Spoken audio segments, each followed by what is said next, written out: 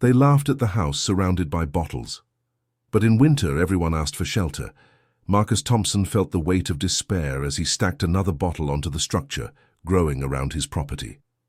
3 months ago, after losing his job at the construction company where he had worked for 15 years, he had begun this project that no one understood. With each passing day, the neighbors' laughter grew louder, and the looks of contempt more evident. It was then he saw Mrs. Dorothy from the house next door, whispering something to her husband while pointing in his direction. She made no effort to hide her mocking tone when she commented to the other women on the street about the neighbors' craziness.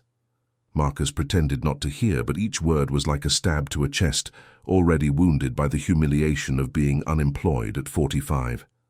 "Marcus, stop this foolishness," shouted Jennifer, his wife, from the living room window. "The boys are coming home from school and they're going to see this mess again." He paused for a moment, holding the bottle between his hands dirty with soil. He knew Jennifer was suffering as much as he was, perhaps even more. Her friends had stopped visiting, and the invitations to the Mothers' Club meetings had simply stopped coming. The shame his wife felt was palpable, and that hurt more than any teasing from the neighbors. "Just a few more, Jennifer. I'm almost finished with this section," he replied, trying to keep his voice calm. "Finished? Marcus, you're building a wall of bottles. What normal person does that?" she insisted, moving closer to the window. "What will people think of us?" Marcus took a deep breath and placed the bottle in position. Every movement was calculated, every placement had a purpose he still couldn't fully explain, but deep in his heart, he felt he was doing the right thing. The problem was that no one else seemed to understand it. "Dad, why don't you stop this?" asked Tyler, his 16-year-old son, who had arrived from school with a wrinkled uniform and a tired expression on his face. Marcus looked at his son and saw something that made him stop completely. There was a purple mark on the boy's arm, half hidden by his shirt sleeve. His heart raced. "Tyler, what happened to your arm?" The boy quickly pulled down his sleeve, trying to cover the mark, but it was too late. "It was nothing, Dad. I just tripped." "Tyler, tell me the truth. Did someone hit you?" The silence that followed was deafening. Jennifer approached, noticing the tension in the air, and when she saw the mark on her son's arm, her expression changed completely. "It's because of this, isn't it?" she said, pointing at the bottles. "Because of this ridiculous obsession of yours, our son is getting beaten up at school." "Jennifer, calm down." "Don't tell me to calm down, Marcus. Look what you've done to our family. Look where your stubbornness has brought us." Tyler lowered his head, clearly uncomfortable for being the trigger of another argument. Marcus approached his son, ignoring his wife's furious look. "Tell me what happened, son." "The kids at school, they keep saying you've gone crazy, that our house looks like a junkyard. Today, Brandon pushed me in gym class and said he'd beat me up until I learned to have a normal dad." Marcus felt as if he had been punched in the stomach. All the determination that had driven him for months seemed to dissolve in an instant. Seeing his son suffer because of his actions was far worse than any personal humiliation he could face. "I'm sorry, son. I didn't imagine that." "You never imagine anything, Dad," exploded Tyler, surprising everyone with the intensity of his anger. "You only think about yourself. It doesn't matter if Mom is ashamed if I'm getting beaten up at school, if Emily can't bring her friends over anymore because they think our house is weird." Marcus looked out the second-floor window, where Emily, his 13-year-old daughter, watched everything with tears in her eyes. The girl who had always been affectionate with him now looked at him with a mixture of sadness and resentment that broke his heart. "Emily, come down here, sweetheart." The girl came down slowly, as if each step were torture. When she reached the living room, Marcus saw that she had lost weight. Her once chubby cheeks were now hollow, and her eyes had lost the sparkle that always lit up the house. "Sweetheart, why didn't you tell me you were suffering at school too?" "Because you don't listen to anyone, Dad," she replied, in a voice so low he had to lean in to hear. "You're so obsessed with those bottles that you forgot you have a family." Jennifer sat on the couch and began to cry. It wasn't the loud, dramatic crying she sometimes did when arguing with Marcus. It was a silent cry, from someone who is truly exhausted and has no strength left to fight. I can't take it anymore, Marcus. I can't stand being the laughingstock of the neighborhood anymore. I can't watch my children suffer. I can't live like this anymore. Marcus sat next to his wife and tried to touch her, but she pulled away. It was the first time in 20 years of marriage that she had rejected his touch, and it scared him more than anything. Jennifer, let me explain. Explain what? That you've lost your mind? That our life has become hell because you decided to play architect with old bottles? It's not a game. I know what I'm doing. Do you? Then explain it to me. Explain to me why building a wall of bottles is more important than taking care of your family. Marcus looked at the 3 members of his family, all waiting for an answer he didn't know how to give. How do you explain an intuition? How do you justify a certainty that came from a place he himself didn't fully understand? I just know this is going to work. I know that when it's finished, you'll understand. When it's finished? Jennifer stood up abruptly. Marcus, this has been going on for 3 months. 3 months of humiliation, of embarrassment, of watching our children suffer. When will it end? I just need a few more weeks. No, she shouted, and her voice echoed throughout the house. Enough! Either you stop this madness now or I take the kids and leave. The silence that followed was as heavy as a tombstone. Marcus looked at Tyler and Emily, who watched the scene with fear written on their faces. They had never seen their parents in such a serious, such definitive argument before. You don't mean that, Jennifer. Yes, I do, and you know I mean it. I've already spoken to my sister in Portland. She said I can stay at her house with the kids until I get organized. Marcus felt his world collapse. Portland was over 400 miles away. If Jennifer left with the children, he might never see them again. Jennifer, please, the choice is yours, Marcus. Your bottles or your family. That night, Marcus couldn't sleep. He lay next to Jennifer, who had turned her back to him and hadn't said a single word before falling asleep. The silence in the house was different, charged with a tension that seemed to suck the air from his lungs. He got up and went to the window overlooking the backyard. In the moonlight, he could see the structure he had been building over the past few months. It was hundreds of bottles arranged in a specific way, creating a kind of wall that surrounded almost the entire property. To an outside observer, it really did look like the work of a madman. But Marcus knew there was method in his apparent madness. When he lost his job at the construction company, he had spent weeks studying alternative building techniques. He read about sustainable homes, natural thermal insulation, and the use of recyclable materials. The idea for the bottles didn't come from nowhere. It was the result of much study and research. The problem was that nobody wanted to hear his explanations. The next morning, Marcus woke up to the sound of loud voices outside. When he went out to check, he found 3 men on his sidewalk. His neighbor Richard, the Homeowners Association President William Patterson, and a man he didn't recognize wearing a suit despite the heat. "Good morning, Marcus," said William in a tone that was anything but friendly. "This is Attorney Gerald, the association's lawyer." Marcus felt a chill in his stomach. A lawyer was never a sign of good news. "What do you want?" "We want you to stop this nonsense," said Richard bluntly. "Your house is devaluing the whole neighborhood. Nobody can sell anything here anymore because of that artwork of yours." The lawyer stepped forward, pulling some papers from his briefcase. "Mr. Thompson, we have received several complaints from residents about the irregular construction you are undertaking. I must inform you that this could be classified as visual pollution and a disfigurement of the neighborhood." "There's nothing irregular about it. I'm building on my own property." "Yes, but it's affecting other people's property," the lawyer continued. "I have here a notice from the Homeowners Association requesting that you remove this structure and restore the original appearance of your property." Marcus took the papers with trembling hands. They were 3 typed pages full of legal terms he didn't fully understand, but the message was clear. Either he undid everything, or he would face a lawsuit. "And if I don't want to?" "Then we will have to take legal action," the lawyer replied coldly. "You have 15 days to bring your property into compliance with the community's regulations." "What community? This isn't a gated community." But there is a homeowners association with established rules, which you signed when you bought the house, said William, and one of those rules is to maintain the visual harmony of the neighborhood.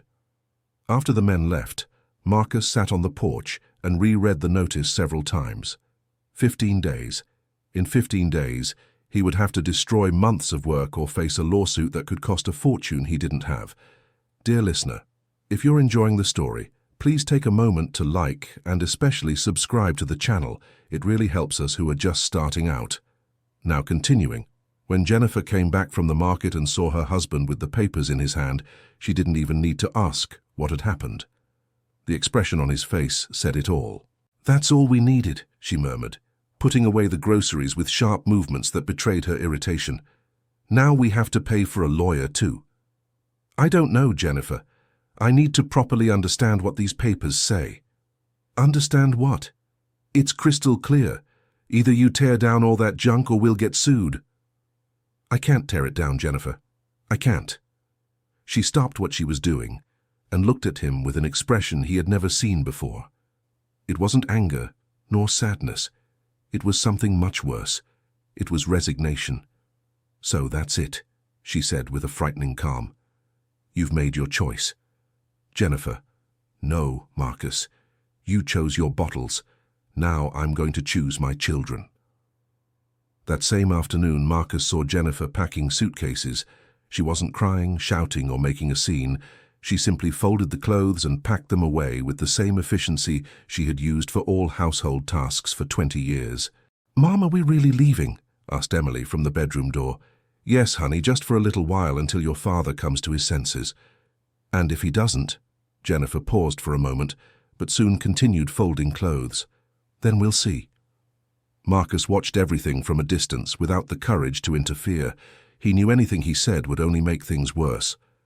When Tyler passed by him carrying a backpack, the boy stopped and stared at him. "Dad, are you sure all this is worth it?" Marcus wanted to say yes, wanted to explain there was a greater purpose, wanted to make his son understand that sometimes we need to sacrifice the present to build a better future. But the words wouldn't come. "I hope so, son." 2 hours later, Marcus was alone. Jennifer had loaded the car with the children's luggage and left without looking back. The house, which had always been full of life, conversation, and laughter, now felt like a tomb. He sat in the kitchen and looked around. On the refrigerator were still the drawings Emily made when she was little. On the table, the colored pencils Tyler left scattered after doing his homework.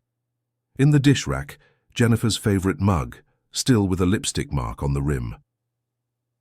"What have I done?" he murmured to himself.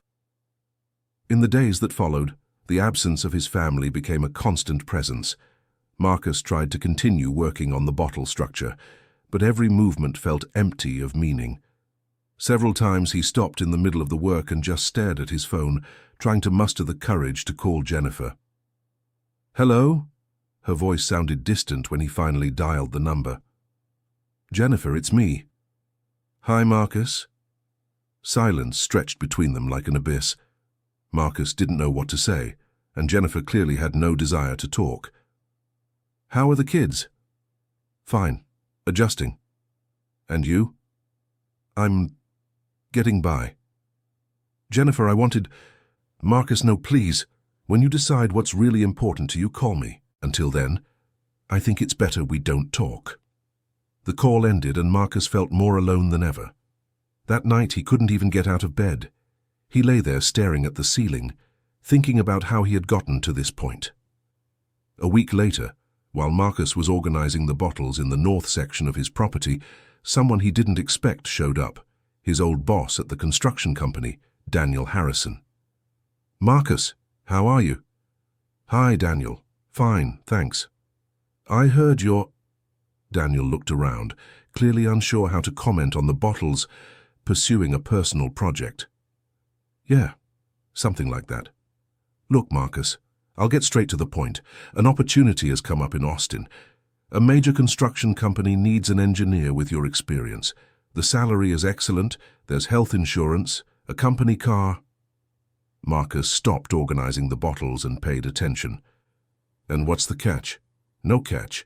only that you'd have to move there and pretty fast. The position is to start next Monday. Next Monday, that's in 5 days. I know it's rushed, but it's a unique opportunity, Marcus. A reputable company with important projects. You could start your life over, away from... He gestured vaguely toward the bottles. All this. Marcus was quiet for a long time. It was exactly what he needed.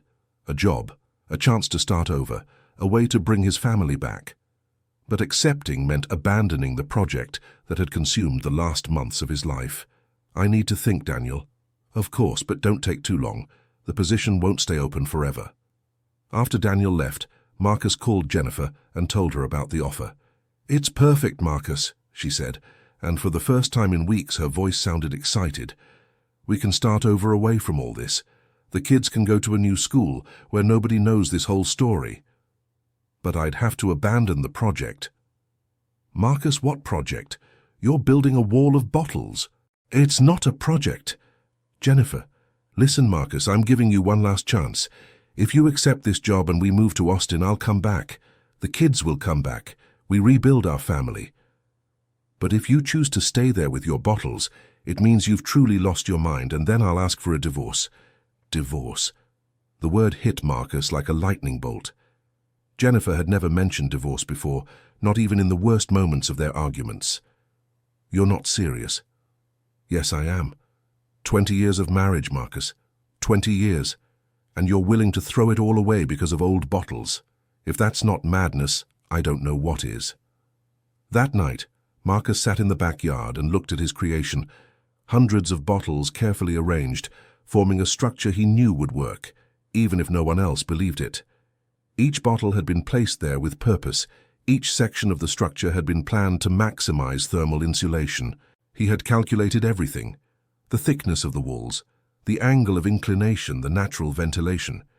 He knew that when winter came, his house would be one of the warmest in the neighborhood without needing to spend a fortune on electric heating.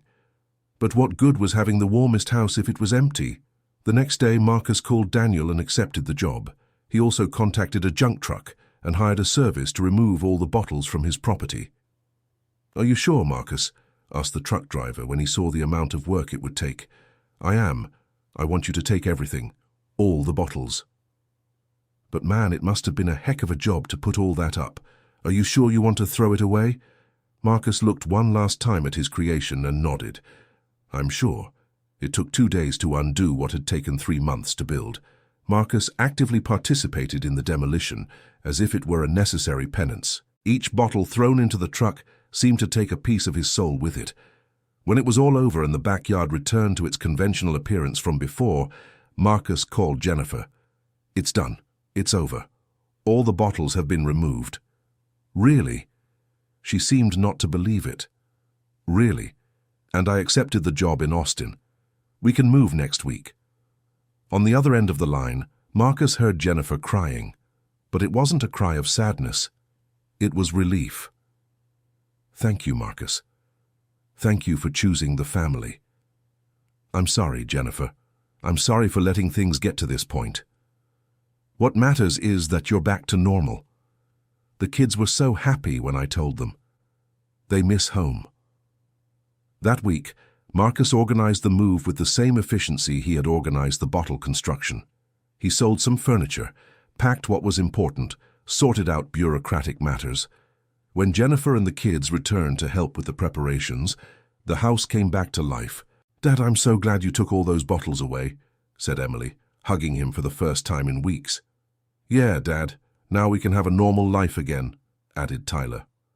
Marcus smiled and hugged his children, but a part of him still looked at the empty backyard with a pang of regret. The move to Austin was smoother than Marcus expected. The company had arranged a temporary house until they settled, and the new job was truly excellent. Marcus worked on interesting projects, had competent colleagues, and a salary that allowed the family to live comfortably. Jennifer got a job at a private school, and the children adapted quickly to the new city. Emily made friends at her new school, and Tyler joined the soccer team. It was exactly the normal life his family wanted. But Marcus couldn't stop thinking about the bottles. During the first months in Austin, he tried to focus on the new life. He went out with Jennifer on weekends, took the kids to the movies, attended company barbecues. On the outside, he seemed the perfect husband and father. Inside, he felt a strange emptiness, as if he had left something important behind. "Marcus, are you okay?" Jennifer asked one night, noticing he was quieter than usual. "I am." "Why do you ask?" "I don't know, you seem distant." "Must be the tiredness from the new job." "Are you sure? Because if you're missing those bottles—" "No, Jennifer, it's not that. I'm happy here." But he wasn't. Marcus knew he had made the right decision for the family. But a part of him felt he had betrayed himself. Every night before sleeping, he would imagine what it would have been like if he had finished the project. Would it really have worked? Was his intuition right? 4 months after the move, in the middle of a cold June night, the phone rang. It was Mrs. Dorothy, the neighbor from his old house. "Marcus, sorry to call so late, but it's urgent." "What happened, Mrs. Dorothy?" "It's about your old house, the new owners. They're having serious problems with the cold. The house is freezing and the electricity bill is sky high because of the heating." "And what does that have to do with me?" "It's that, well, we were talking here on the street about how your house was always warmer than the others, even in winter. And then we remembered your bottles. Could they really have been good for something?" Marcus was silent for a moment, feeling a mix of sadness and satisfaction. His intuition was right, but he would never know for sure. "I don't know, Mrs. Dorothy. It was just an experiment." "Marcus, the winter is very harsh this year, colder than we've ever seen around here. Several houses have heating problems, and everyone is spending a fortune on energy. We wanted to know if you could explain how that system of yours worked." "Mrs. Dorothy, I don't live there anymore. And besides, everyone laughed in my face when I was building it." "I know, Marcus, and we're very sorry about that. It was ignorance on our part, but now we're desperate. There are people who can't heat their homes even by spending half their salary on electricity." After hanging up the phone, Marcus stayed awake the rest of the night. Jennifer had heard the conversation and was clearly worried. "Marcus, you're not thinking of going back there, are you?" "No, Jennifer. Our life is here now. Because if you are, I'm not thinking about anything. I just keep wondering if it really would have worked." "Marcus, stop thinking about that. You made the right choice. Look how well our family is doing now." Marcus looked at his wife and smiled. She was right. The children were happy. Jennifer was fulfilled at work. They had financial stability. It was everything any family could wish for. But in the following weeks, Mrs. Dorothy kept calling. Each call brought worse news about the harsh winter ravaging the area. Several families were having to sleep together in one room to keep warm. The electricity bills had tripled. Some elderly people were getting sick because of the cold. "Marcus, the situation is critical here," said Mrs. Dorothy in one of her calls. "Mr. Harold, that gentleman who lives on the corner, had to go to his daughter's house because he couldn't stand the cold, and Mrs. Evelyn has been coughing for weeks. Mrs. Dorothy, I'm sorry, but I don't know how I can help from here. Couldn't you at least explain how your system worked? Maybe we could reproduce it." It was very specific, Mrs. Dorothy. "It's not just stacking bottles. There's a whole technique behind it." "Then come teach us. For God's sake, Marcus, we're desperate." Dear listener, if you're enjoying the story, please take a moment to like and especially subscribe to the channel. It helps us a lot as we're just starting out. Now continuing. Marcus hung up the phone and sat down on the living room sofa. Through the window he could see Austin lit up. A modern city where the heating worked perfectly, and no one needed to worry about alternative thermal insulation techniques. His new life was comfortable, safe, predictable. "Dad, who were you talking to?" asked Tyler, who had come downstairs for a glass of water. "With Mrs. Dorothy. Do you remember her, our old neighbor?" "Oh, I remember. She was one of the ones who made fun of your bottles." "Yeah, now she's asking for help." Tyler sat down next to his father. "And are you going to help?" "I don't know, son. Our life is here now. But you always taught us that we should help people when they need it." Marcus looked at his son with surprise. At 16, Tyler was developing a sense of justice that made him proud. "That's true, but it's complicated, son." "Why?" Can't you explain how it works over the phone? It's not that simple. You need to see the place, take measurements, adapt it for each house. So you'd have to go back there. And leave my job here, our new life. Tyler was quiet for a moment, thoughtful. Dad, can I ask you a question? Of course. Are you happy here? The question caught Marcus by surprise. He looked at his son, trying to formulate an answer that was honest, but wouldn't worry the boy. I am. Why do you ask? I don't know. You seem different, quieter, like you're always thinking about something else. Marcus took a deep breath. Apparently, he wasn't hiding it as well as he thought. Son, sometimes in life we have to make difficult choices. I chose our family, and I don't regret that. But what if you didn't have to choose? Ooh, what do you mean? What if there was a way to help those people and still keep our family together? Marcus smiled. His 16-year-old son was being wiser than he was. What way would that be? I don't know. Maybe you could take some vacation time and go back there to teach them, or write a manual explaining how it works, or, I don't know, teach classes over the internet. Marcus hugged his son. Tyler had grown a lot in the last few months, not just physically, but emotionally too. You're right, son, there must be a way. The next morning, Marcus talked to Jennifer about the possibility of taking a week of vacation to go back to the old town and help the neighbors with the heating problem. Marcus, have you lost your mind again? Was her first reaction. Jennifer, it's just a week, and it's for a good cause. Good cause? Those people made our lives a living hell. They humiliated you, humiliated our children, forced us out of our home. I know, but they're suffering now. So what? Let them suffer. They deserve it. Jennifer. No, Marcus. You are not going back there to save the same people who destroyed you. That's masochism. It's humanity, Jennifer. It's doing the right thing. The right thing for who? For them and for us and for our children? Are you going to drag our family back to that hell? No one else needs to go but me. It's just a week. A week that could turn into a month, into a year, into an obsession again. Marcus, I know you. I know how you get when you have a fixed idea in your head. Marcus tried to argue, but Jennifer was unyielding. The argument went on for hours, and in the end, she gave him an ultimatum similar to the one she had given months before. Either he forgot that town and those people for good, or she would take the kids and leave the house again. I thought you had matured, Marcus. I thought you had learned to put your family first, but you're still the same. Jennifer, I'm trying to do the right thing. The right thing for you. It's always been like this. You always put your projects, your ideas, your obsessions above your family. That's not true, isn't it? Then prove it. Then stay here, forget that city, and keep being the husband and father you've managed to be these past few months. Marcus fell silent. He knew Jennifer was right about many things, but he also knew he couldn't live in peace knowing he could have helped people in need and chose not to. That night, after everyone had gone to sleep, Marcus locked himself in his office and began to write. If he couldn't go back personally, he could at least try to explain in writing how to build a thermal insulation system with bottles. He drew plans, calculated measurements, explained the entire process step by step. He worked until dawn, creating a detailed manual that anyone with basic construction knowledge could follow.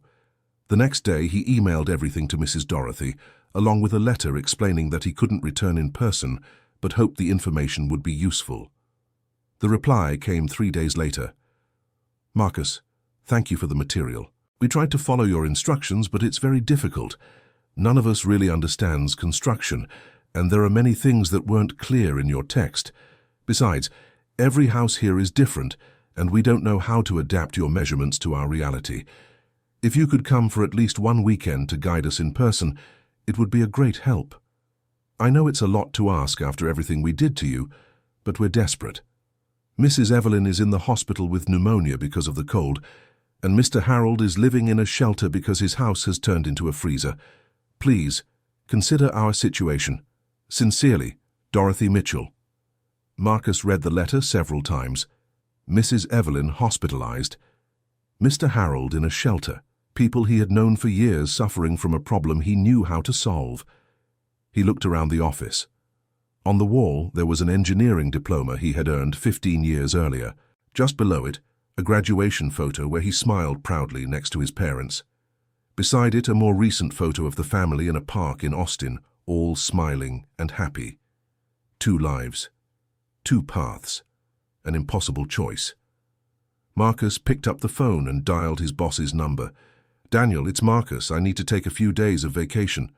"Of course, Marcus. Any problem?" "It's personal. There are people who need help." "How many days do you need?"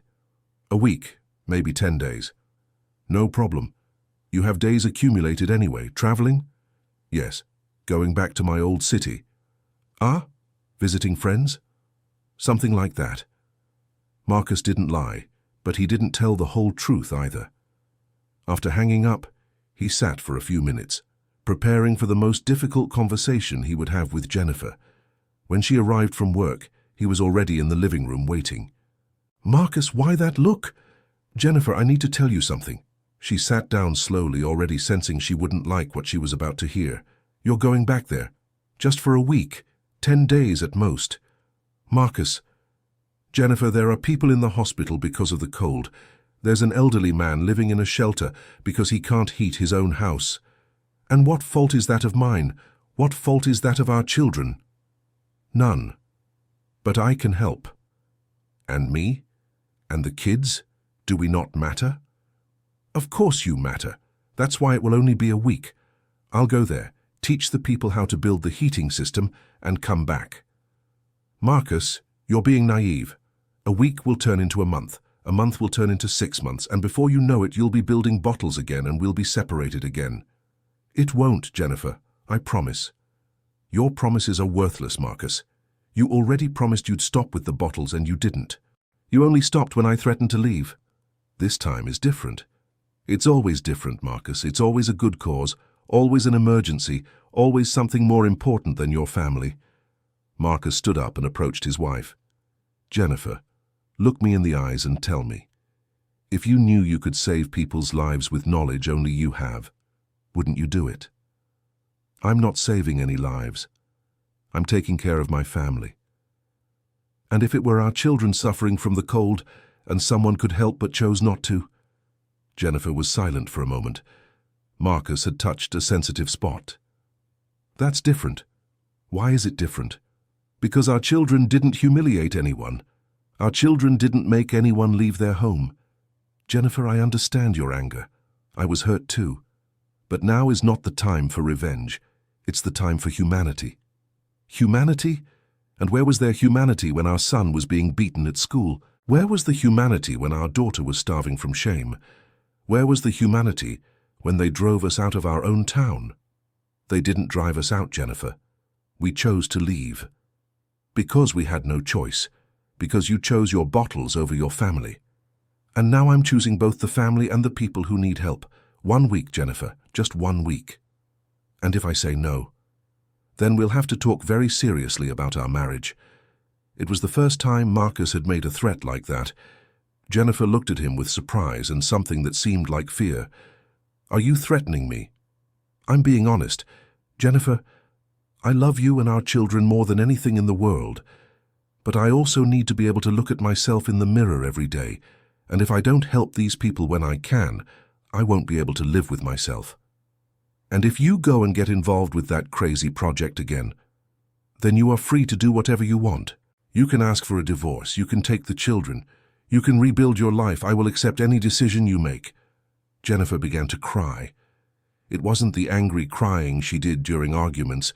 It was the cry of someone who is truly scared. "Marcus, I can't go through this anymore. I can't take the uncertainty, the fear of you losing your mind again." "I didn't lose my mind, Jennifer. I was just ahead of my time." "How do you know that?" "Because now people are asking for my help. Because now they need what I knew how to do. And after this week, what if another emergency comes up? What if other people need help? Then we'll talk again. I can't promise that I'll never want to help anyone again, Jennifer. That would be dishonest of me. Marcus, I need guarantees. I need to know our family will continue to be the priority. It will be. It always will be. But sometimes being a priority means different things." Jennifer dried her tears and stared at him. If you go alone. The children and I will stay here. I understand. And if you don't come back on the promised date, don't come back at all. I will come back. And if you decide to stay there, be man enough to tell me. Don't leave me waiting like an idiot. Jennifer. That's it, Marcus. Those are my conditions. You go, do what you have to do and come back. Or don't come back ever again. That night, Marcus packed his bags with a heavy heart. The children didn't really understand why he was traveling, and he couldn't explain it in a way they would understand. Dad, are you going back to that awful city? Asked Emily. Just for a few days, sweetheart. There are people there who need help. But why does it have to be you? Because I know how to help. What if they're mean to you again? Marcus hugged his daughter. Sometimes you have to do the right thing, even when people have been mean to you. I don't understand. When you grow up, you'll understand. Tyler approached. Dad, are you sure you want to do this? I am, son. What if Mom doesn't forgive you? Then I'll have to deal with the consequences. But I can't let people suffer when I know I can help. You're brave, Dad. Or very foolish. I'm still not sure. The next morning, Marcus took a bus to his old town. The trip lasted 8 hours, and the entire way he kept wondering if he was doing the right thing. Several times he wanted to turn back, but every time he thought of Mrs. Evelyn in the hospital and Mr. Harold living in a shelter, he knew he had no choice. When the bus arrived at the terminal, Marcus felt a strange mix of nostalgia and apprehension. It was strange to be back in a place that had been his home for so many years, but which he had left under such traumatic circumstances. Mrs. Dorothy was waiting at the terminal. She had aged in the last few months, and Marcus could see in her expression the weariness of someone who was truly suffering. Marcus, I'm so glad you came, she said, hugging him with an emotion he hadn't expected. How are things around here? Terrible. Worse than I told you on the phone. More people are in the hospital, and several families have had to move in with relatives because they couldn't heat their homes. On the way to the neighborhood, Mrs. Dorothy pointed out the damage the harsh winter had caused. Several houses had electric heaters running day and night, with energy bills consuming half the family's income. Other houses had simply been abandoned because they'd become uninhabitable. Marcus, I know we were very unfair to you, said Mrs. Dorothy as they were almost there. We laughed, mocked, humiliated you. And now we're here begging for your help. You have every right to tell us to go to hell. Mrs. Dorothy, I didn't come here to collect anything from anyone. I came because people are suffering. Even after everything we did. Even after everything. When they reached the street, Marcus was shocked. The house where he used to live, now occupied by a new family, had all its windows boarded up with wood and plastic in a desperate attempt to keep the heat in. In front of the house, a noisy generator was powering several heaters. That's how they're trying to stay warm, explained Mrs. Dorothy. They spend almost 2,000 reais a month just on fuel for the generator. Marcus shook his head sadly. If his bottle structure was still there, that family wouldn't have to go through this. And the other houses? Come, I'll show you. Mrs. Dorothy took him for a walk around the neighborhood. The situation was even worse than he had imagined. Practically every house had some kind of makeshift adaptation to try to retain heat. There were electric heaters, generators, improvised fireplaces, insulation made from cardboard and blankets. Marcus, we're desperate, said Mrs. Dorothy when they finished the walk. We've already called technicians, engineers, construction companies. No one can solve the problem without an investment we can't afford. And did you try to follow the instructions I sent? We tried, but it's very complicated, and each house has a different situation. It needs someone who really understands the subject to adapt the techniques for each case. Marcus took a deep breath. He knew a week would be too little time to solve the problem for all the houses, but he could at least start and teach some people to continue the work. All right. Let's start early tomorrow. I need to see each house to understand exactly what the problem is and what the best solution is for each one. Marcus, we can't afford to pay you. I didn't ask for payment. But you're spending money to come here. You're losing days of work. Mrs. Dorothy, let it go. The important thing now is to solve your problem. That night, Marcus stayed at Mrs. Dorothy's house. It was strange to be back in that neighborhood. sleeping just a few meters from the house where he had been so happy with his family. During the night, he woke up several times thinking of Jennifer and the children. The next morning, Marcus began his work. He visited house by house, analyzing the condition of each, measuring, calculating, designing specific solutions. It was meticulous work that required technical knowledge and practical experience. The first house he decided to renovate was Mr. Harold's, the elderly man living in a shelter. Marcus wanted to prove his technique worked before trying to convince others to adopt it. "Mr. Harold, you'll be able to return home in 3 days," said Marcus when he found the elderly man at the shelter. "Are you sure, Marcus? My house has turned into an icebox." "I'm sure. We're going to build an insulation system that will keep your house warm without using almost any energy." "With bottles?"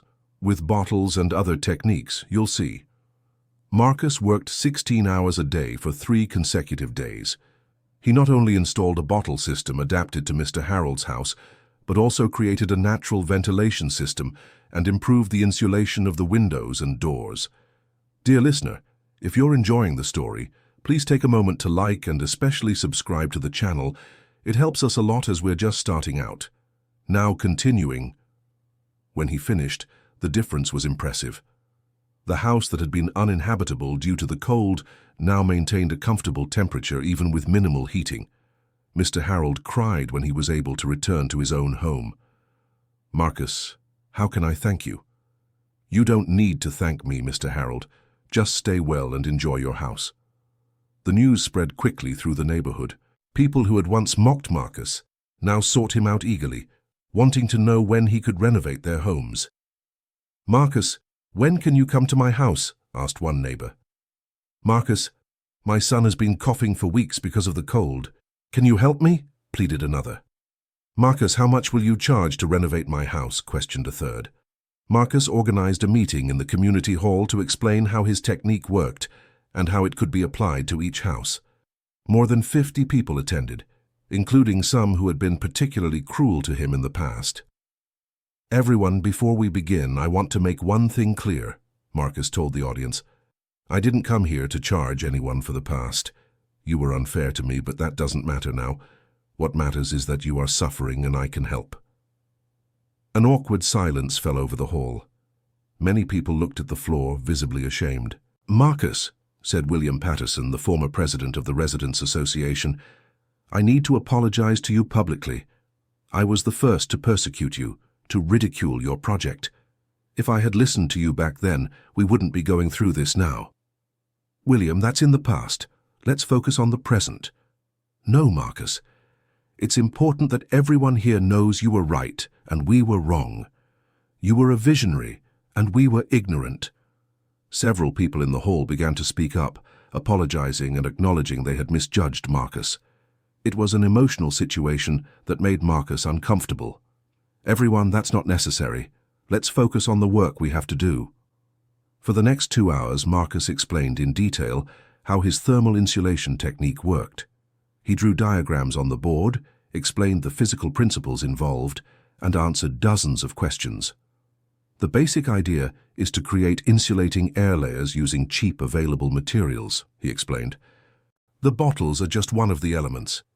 We also use cardboard, newspaper, even old clothes arranged strategically to create air pockets that prevent heat loss." "How much does it cost to retrofit a house?" asked a woman. "Practically nothing. Most of the materials you can get for free: bottles, old newspapers, cardboard from packaging. What you need to buy doesn't come to more than $50 per house." A murmur of surprise went through the hall. "And how long does it take?" "It depends on the size of the house and the number of people working. With 2 or 3 people, you can retrofit a small house in 2 days." "Marcus," said Mrs. Dorothy, "can you teach us how to do it?" "That's exactly why I'm here.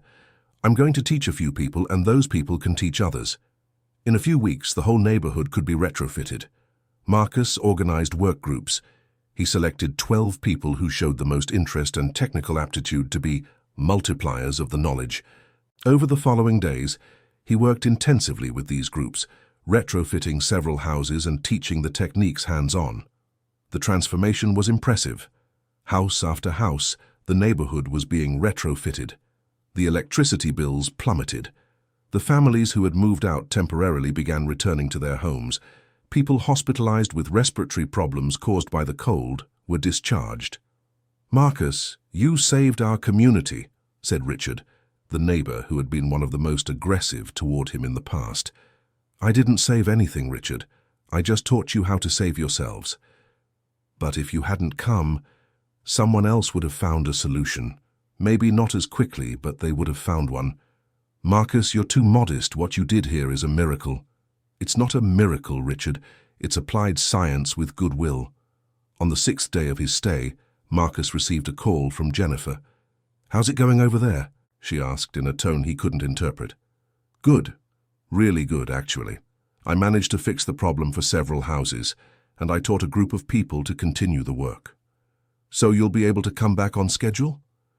"I will. Almost everything is organized already.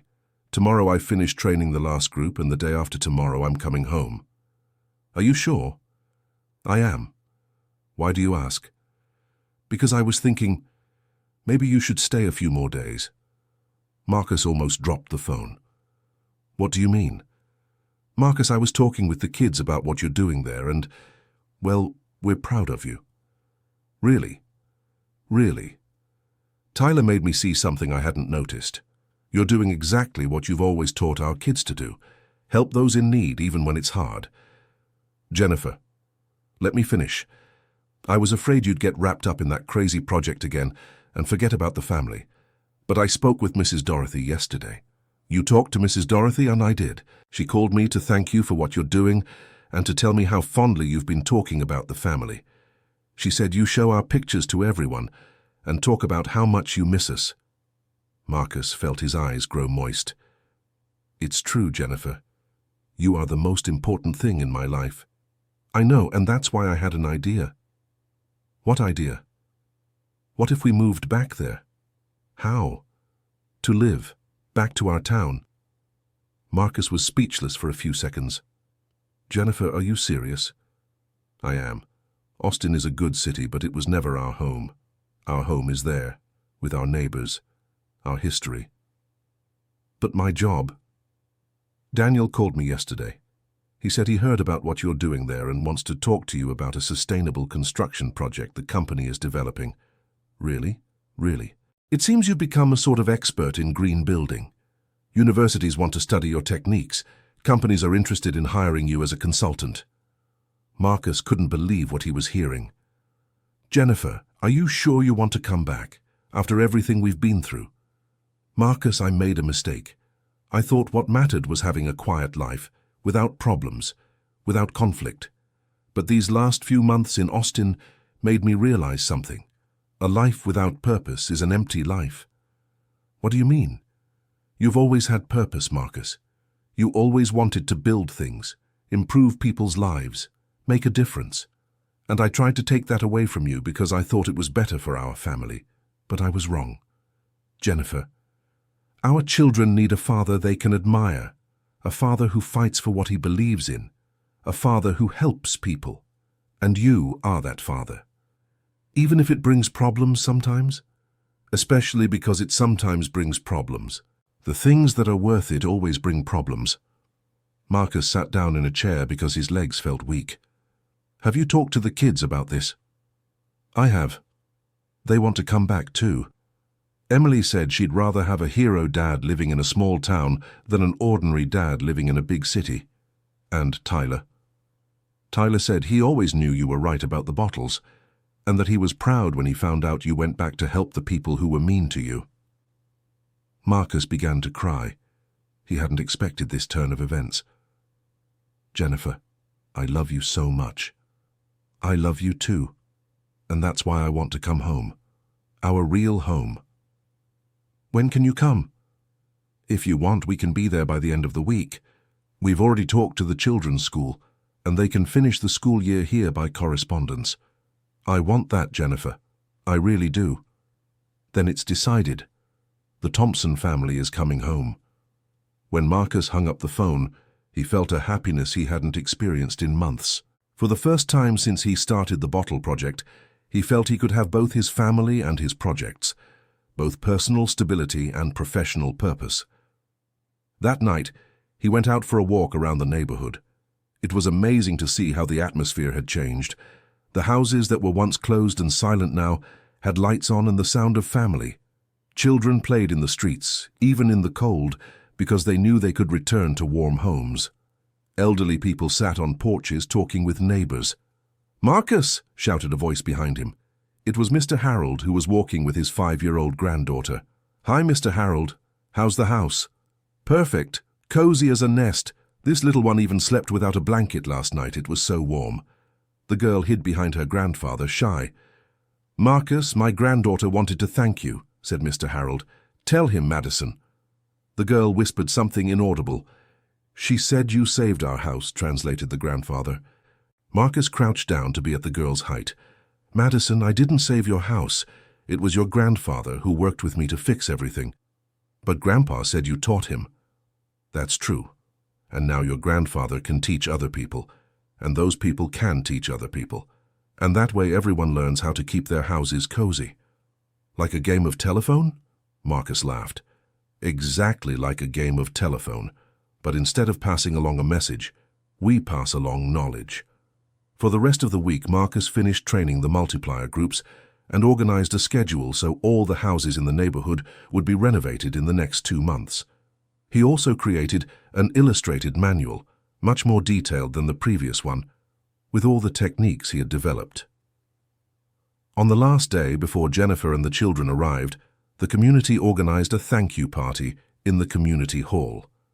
Marcus tried to refuse, but Mrs. Dorothy insisted. "Marcus, you've transformed our community. This is the least we can do." The party was simple but moving. Every family brought something to eat, and people took turns thanking Marcus and sharing how their lives had improved. "Marcus," said William Patterson, standing up to make a toast, "I want to take this opportunity to say something I should have said a long time ago. You are the best neighbor this neighborhood has ever had, and we were fools for not recognizing it sooner. William, let me finish.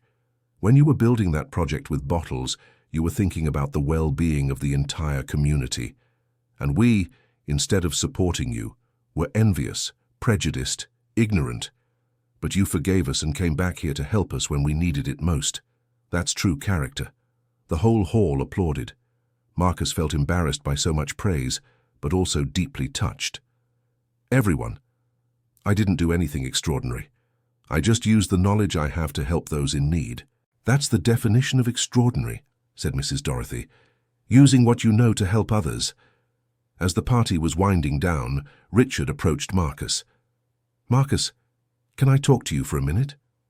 "Of course." The two stepped outside the hall. "Marcus, I wanted to apologize to you personally. I was one of the worst to you. I mocked you, ridiculed you, made you feel bad. And today, thanks to you, my family can live with dignity in our own home."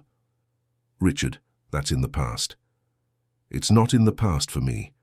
And I want you to know that if you ever need anything at all, you can count on me. It's a debt I'll carry for the rest of my life.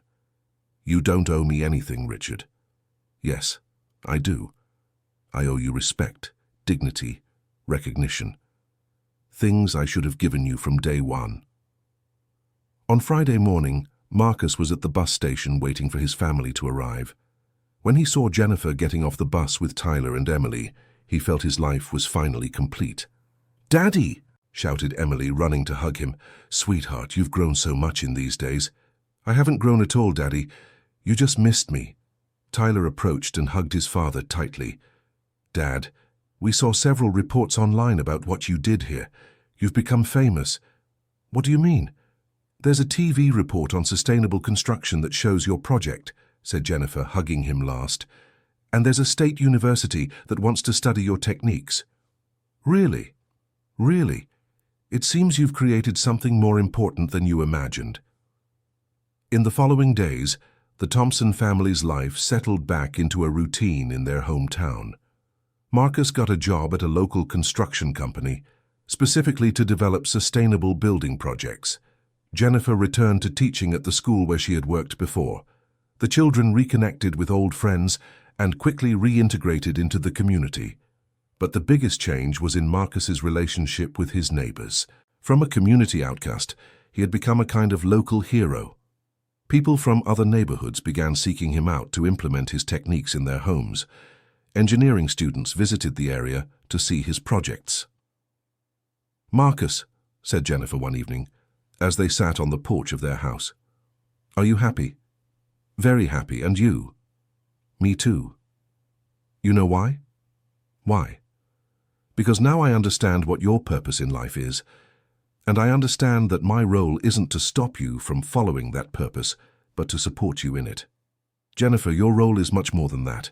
You are my foundation, my safe harbor. Without you, I'd be nothing. And without you, I'd just be an ordinary woman. But married to you, I'm the wife of someone who makes a difference in the world, and that makes me proud." 3 months after the family's return, Marcus received a call that completely changed his perspective on the future. "Hello, Mr. Thompson. This is from the State University, from the Sustainable Engineering Department. My name is Professor Charles Bennett." "Hello, Professor. How can I help you?" "Mr. Thompson, we have been following your work with sustainable construction, and we would like to make a proposal. How about coming to work with us as a researcher and professor?" Marcus nearly dropped the phone. "Professor? But I don't have a doctorate." "You don't need one. What you have is more valuable: practical experience and proven results. We want you to develop a university extension program to teach your techniques in underprivileged communities." "But I've never taught a class." "From what we know, you've already taught dozens of people in your community, and the feedback we've received is excellent. People learn quickly from you because you explain things in a practical way without making it complicated." Marcus was silent for a few seconds, absorbing the proposal. "Professor, can I talk to my family and give you an answer tomorrow?" "Of course, but Mr. Thompson, I want you to know this is a unique opportunity. You would be a pioneer in an area that is growing rapidly, the democratization of knowledge in sustainable construction." When Marcus told the family about the proposal, the reaction was unanimously positive. "Dad, you have to accept," said Emily. "You'll be able to teach a lot of people, and you'll be able to travel to various cities, helping other communities," added Tyler. "Marcus, this is your calling," said Jennifer. "You were born to teach and to help people. But it will mean travel, time away from home, and it will also mean that thousands of families will be able to have better homes because of your work," Jennifer replied. "Marcus, some people are born to live small lives. You were born to live a big life." Marcus accepted the university's proposal, and his life changed completely. In the following 2 years, he developed a program that had already benefited over 1,000 families in 70 different cities. His techniques were documented in books, scientific articles, and documentaries. But the most important thing for Marcus wasn't the awards he received or the academic recognition. It was the moment when he arrived in an underprivileged community and saw the look of hope in people's eyes when they discovered they could have decent homes with minimal investment. "Professor Marcus," said a woman in a slum in Miami where he was implementing a project, "my daughter has had asthma for 5 years because of the dampness in our house. Do you think your techniques can fix that?" "Mrs. Helen, not only can they will. In 2 weeks your house will be dry, warm, and with proper ventilation, and your daughter will be able to breathe better." "Are you sure?" "I am. We've done this in dozens of houses with the same problem, and they've all had the same positive result." 3 weeks later, Marcus received a letter from Mrs. Helen. "Professor Marcus, I don't know how to thank you for what you did for our family. My daughter hasn't had a single asthma attack since you renovated our house. Yesterday she played in the rain for the first time in 5 years because now she can return to a dry, warm little house. You saved my daughter's life. May God bless you and your family forever. Mrs. Helen Davis." Marcus kept that letter in a special folder, along with dozens of other similar letters he received from families helped by his projects. "Why do you keep these letters?" Jennifer asked one day. "To remember why I do what I do," Marcus replied. "When the fatigue hits, when the travels get too long, when I miss home, I read these letters and remember that my work makes a difference in the real lives of real people." And it really does, Marcus. Yesterday I saw a news report on television about one of the communities where you worked. The houses looked beautiful, the people happy. A 10-year-old boy said in the report that he wants to be an engineer like you when he grows up. Really? Really? And you know what makes me proudest? What? Seeing our children talk about you with so much pride. Tyler was telling his friends about one of your projects in New Orleans, and Emily wrote an essay at school about professions that make a difference, using you as an example. Marcus felt his eyes grow moist. Jennifer, do you think it was worth it? All that struggle, all that humiliation, all that suffering. Marcus, without that struggle, you would never have developed the technique that's changing so many people's lives. Without that humiliation, you would never have understood what it's like to be rejected for defending your ideas. Without that suffering, you would never have developed the compassion that motivates you to help others. So yes, it was absolutely worth it. 5 years after the beginning of the bottle story, Marcus was giving a lecture at a university in Austin when he received a question that made him reflect deeply. Professor Thompson, asked a student, you went through many difficulties to develop your work. If you could go back in time, would you do anything differently? Marcus thought for a few seconds before answering. You know, that's a difficult question. Of course, I wish I could have spared my family so much suffering. I wish I had found a way to pursue my vision without causing so much conflict at home. But at the same time, it was exactly this conflict that forced me to find a balance between personal purpose and family responsibility. How so? How? If my family had supported my project from the beginning, perhaps I would never have learned the importance of communicating my ideas in a way people could understand. If the neighbors hadn't rejected me, perhaps I would never have developed the empathy needed to work with underprivileged communities. If everything had been easy, perhaps I would never have grown as a person. So you wouldn't change anything? I would change one thing. I would have talked more with my family from the start. I would have better explained my vision, my goals, my motivation. I would have included them in the project instead of doing everything alone. Collaboration always yields better results than working in isolation. After the lecture, Marcus called Jennifer. Hi, honey. How was the lecture? Very good, but it made me think about something. What? I want to make you a proposal. What proposal? What if you became my official partner? To work with me on the Sustainable Construction Project. Marcus, I don't understand anything about construction. But you understand people, and this project is more about people than about construction. I need someone who knows how to talk to families, understand their real needs, organize the communities. Are you serious?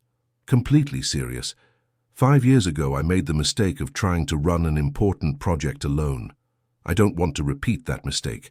I want us to work together as true partners. Marcus, I would love that. But what about the kids? Tyler is already 18 and will start university next year. Emily is 15 and quite independent already. They don't need us full-time anymore. And would they agree? Why don't you ask them? That night during dinner, Marcus and Jennifer presented the proposal to their children. Do you think it would be cool if Mum started working with me on the Sustainable Construction Project? Of course, said Emily immediately. Mum is great with people, and then you could travel together. And we'd be fine at home alone, added Tyler. We're old enough for that. Are you sure? Dad, we already take care of the house when you travel, and it would be nice to know you're working together to help people. 6 months later, Marcus and Jennifer were working together in a neighborhood in Tampa. It was incredible to see how the project's dynamic had changed with her participation.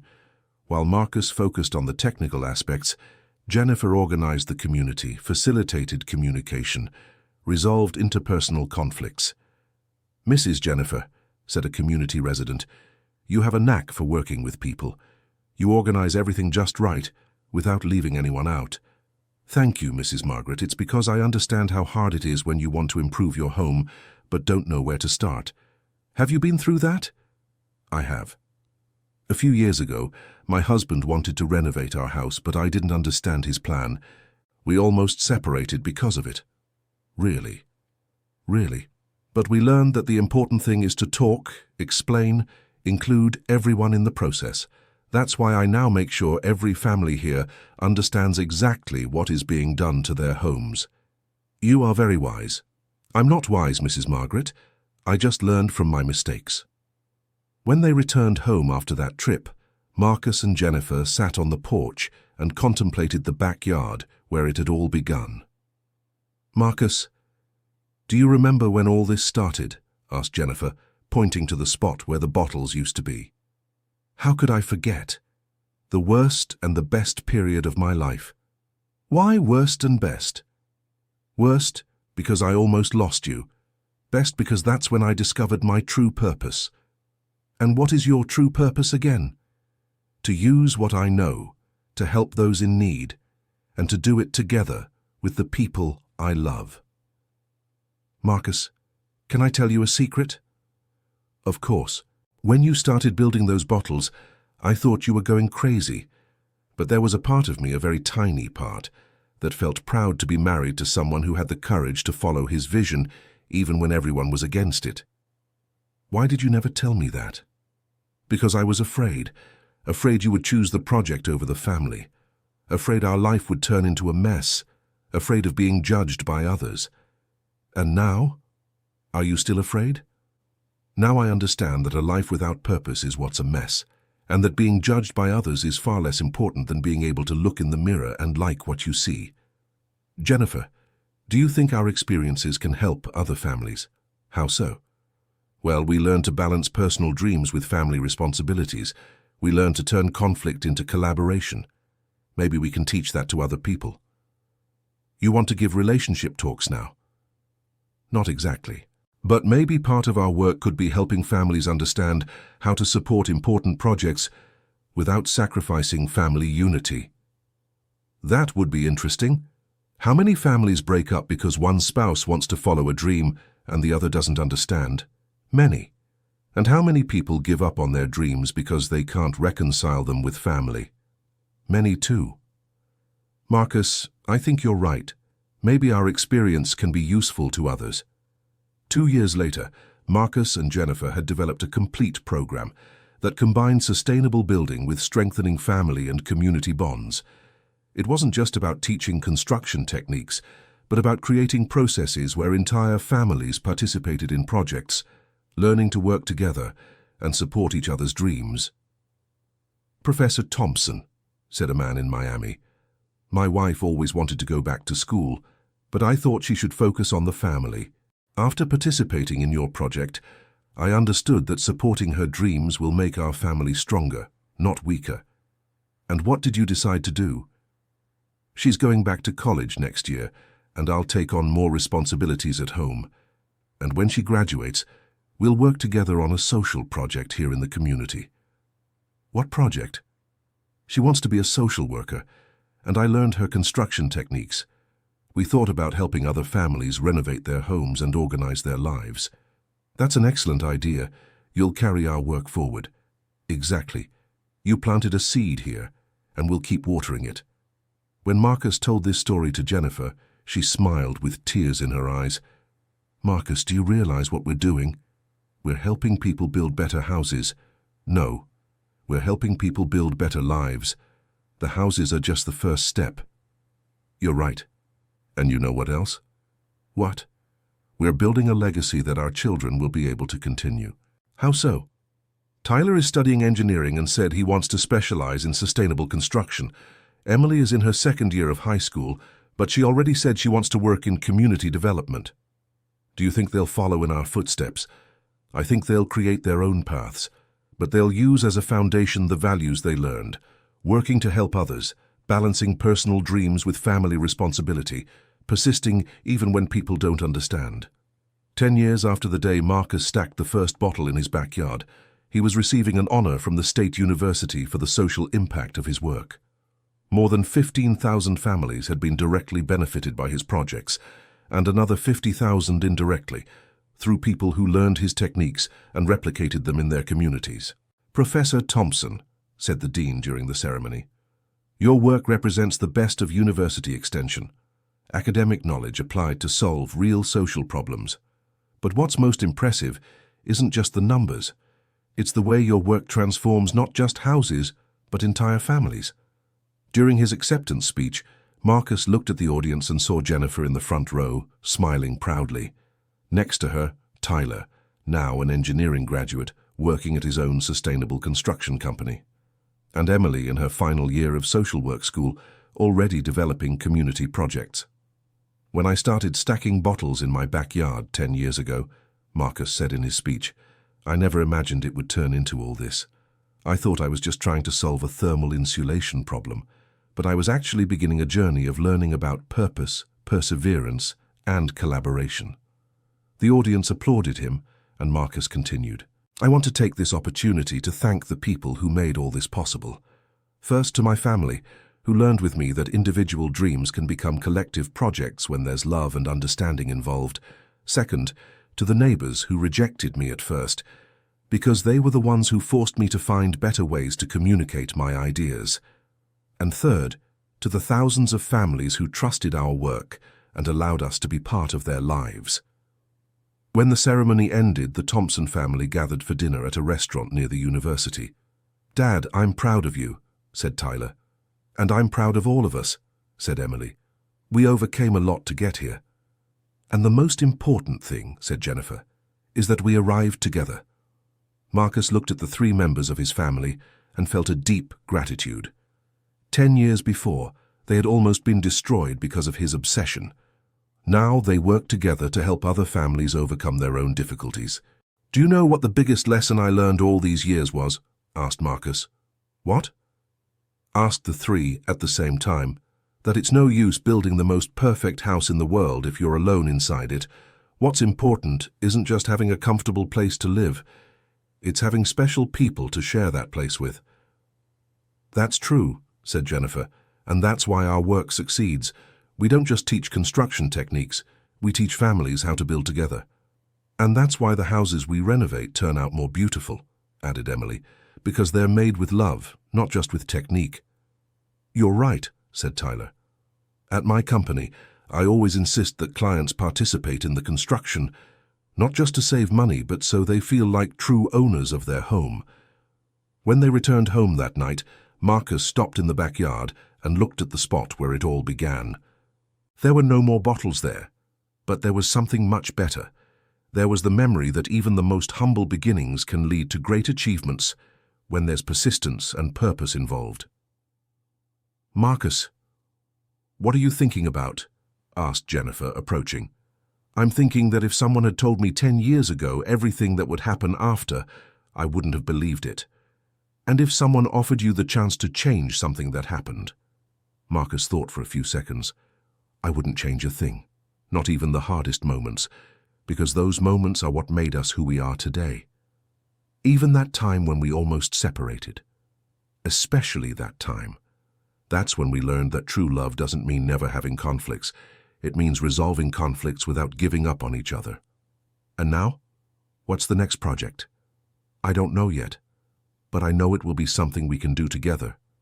And that will help other people discover that their dreams don't have to be small just because they started humbly. What do you mean? How many people have brilliant ideas but give up because their family doesn't support them, or because the neighbors mock them, or because they think they don't have enough resources? Many, probably. Maybe our next project is to help those people not give up. Teach them that every big project started small, and that with persistence, creativity, and family support, anyone can turn a simple idea into an extraordinary achievement. Jennifer smiled. Marcus, are you thinking about writing a book? Maybe. Or maybe creating a mentorship program, or perhaps both. But I know I want to keep spreading the message that we shouldn't laugh at people's dreams, even when they seem strange at first. Especially when they seem strange, corrected Jennifer. Because usually it's the strangest ideas that end up being the most revolutionary. Exactly. And I want other families to learn what we learned, that it's possible to support each other's dreams without sacrificing family unity. Marcus, can I make a confession? Of course. Sometimes I look back and wonder what our life would be like if you had never started that project with bottles. And what would it be like? It would be an ordinary life. Comfortable, maybe. But ordinary. We'd just be another family that works, pays the bills, and watches TV on weekends. And would that be bad? It wouldn't be bad, but it would be a waste of your talent, of our ability to make a difference, of the opportunity to leave the world a little bit better. Marcus hugged his wife. Jennifer, thank you for staying with me even when I was being difficult. Thank you for teaching me that a life is more worthwhile when it has purpose. And thank you for teaching me that purpose, without family, isn't worthwhile. That night, Marcus dreamed he was back at the very beginning. He saw himself stacking bottles in the backyard, with the neighbors mocking and the family angry.